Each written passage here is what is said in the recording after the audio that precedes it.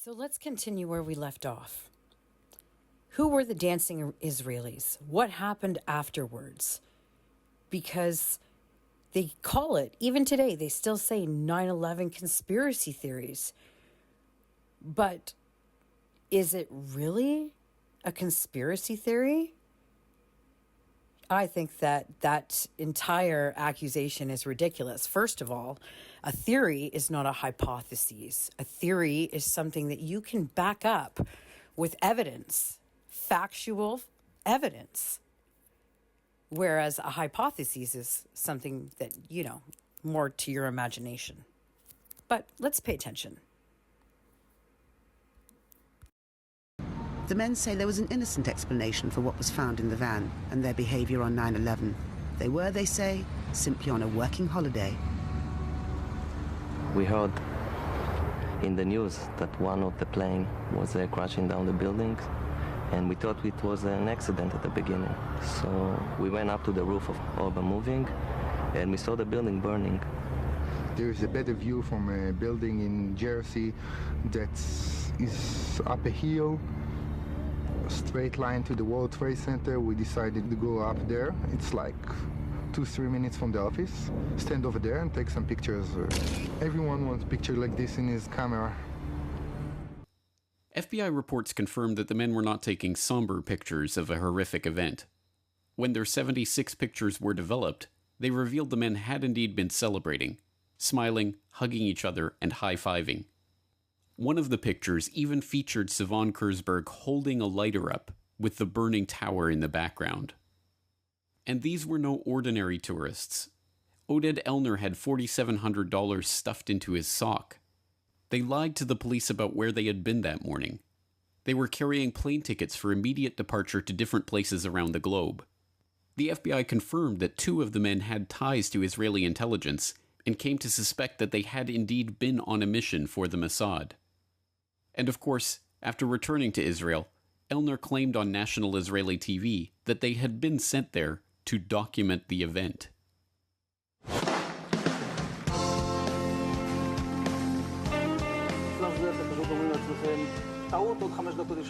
And at that point, we were taken for another round of questioning, this time related to our allegedly being members of Mossad. The fact of the matter is, we are coming from a country that experiences terror daily. Our purpose was to document the event. The FBI reports show how the men gave confused and often conflicting accounts of when and how they learned about what was happening and when they arrived at the parking lot. Oded Elner even said they had arrived there shortly after 8 a.m., which would have been 45 minutes before the attacks even began. This is in line with one of the eyewitnesses that had placed their Urban Moving Systems van at the parking lot at 8 a.m. How could they have been in place and ready to document the event unless they knew what was about to happen? Any way you cut it, this story is unbelievable. Men with documented connections to Israeli intelligence and working in the United States without appropriate permits were detained after having been caught celebrating the attack on the World Trade Center at a time when no one knew that the WTC strike was an attack. So surely these men are locked behind bars to this day, right? Surely they were transferred to Guantanamo and held without trial for 15 years as part of the war on terror, weren't they? No. They were immediately transferred to federal custody, held for 71 days, and then deported back to Israel. The owner of the Urban Moving Systems company that had employed them, Dominic Suter, was investigated by the FBI too. They concluded that Urban Moving may have been providing cover for an Israeli intelligence operation, and even seized records and computer systems from the company's offices. When they went back to question him again on September 14th, he had fled back to Israel. And what about the dancing Israelis' pictures themselves? The Justice Department destroyed their copies on January 27, 2014. And these intelligence agents on an intelligence mission who were there to document the event of 9/11 before anyone knew 9/11 was taking place? Don't worry, they were just spying on Arab terrorists. Palestinian leader Mahmoud Abbas must stop spreading the horrible anti-Semitic conspiracies against the Jewish people and the Jewish state. Here's Israel. There's a few things that everybody's missing. Now, if you remember, back in one of the first or second videos in this series, I showed you a report from August 23rd, 2023. before October 7th, where there was a massive increase to the reports from all the human rights organizations on a global scale to the accelerated increase of the murder of Palestinian children by Israeli defense forces. Nobody wants to talk about that, though, right? Or the fact that September 20th, when all of Canada, every Muslim, every Jew, every white person, every Indian, you name it, walked together for our children, proving that everyone can come together and live together in peace, proving It's a tiny country, decades isolated, of surrounded by military hostile invasions Arab and bombardment In our first 7 on the years, advice of this man peace with who Egypt and stands Jordan. before you And then on in the same day 2020, we marched for our children, only we to go made home the and find Abraham out Accords, peace that with he looks like another a 4 Arab fool states. globally. Now look at Well, what he had to happens fix that, didn't he? when we make peace Didn't he? between Saudi Arabia. But there's a political liability which I think is something that we fail to look at because too often there's so much blowback from our intervention in areas that we shouldn't be involved in. You know, Hamas, if you look at the history, you'll find out that Hamas was encouraged and really started by Israel because they wanted Hamas to counteract Yasser Arafat. And you say, well, yeah, that was better then and served its purpose, but we didn't want Hamas to do this. Western media depicted Yasser Arafat as this crazy, radical, Christian-hating Muslim terrorist.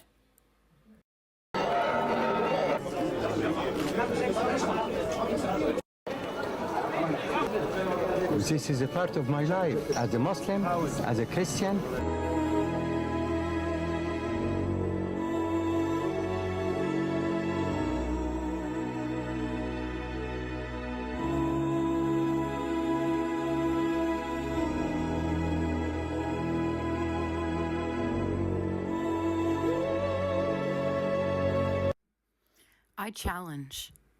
I challenge everyone in the West that has been eating up and soaking up the state-manufactured propaganda that paints all Arabs who once were this mysterious people that drew your curiosity as these radical, barbaric terrorists.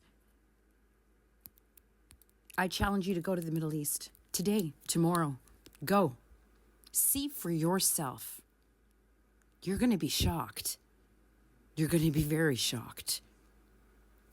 And I'm going to challenge you to this as well. Show me the last time there was a state-sponsored military invasion to a Christian nation by a Muslim one. Show me. Now reverse it. Hello, my name's Sol. I'm 18 and I'm refusing the mandatory draft to the IDF. I'm doing this to try and move towards peace, to try and end the cycle of violence and bloodshed. My name is Idor Ilam, I'm 18. My government and my military is promoting a genocide, ethnic cleansing. I cannot be a part of that.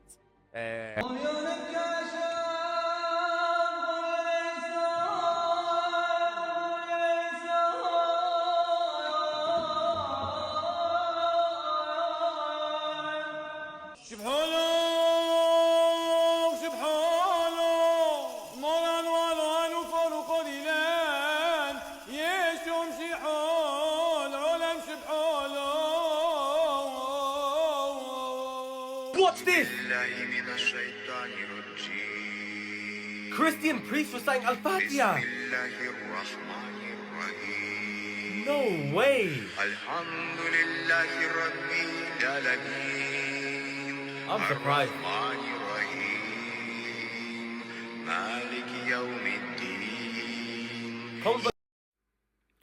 Everybody always asks these days, do we live in a simulation? We absolutely do. But it's very practical and it's very applied. It's applied to you through the use of everything in our society. And it's disgusting. And the only people that could stop it is you.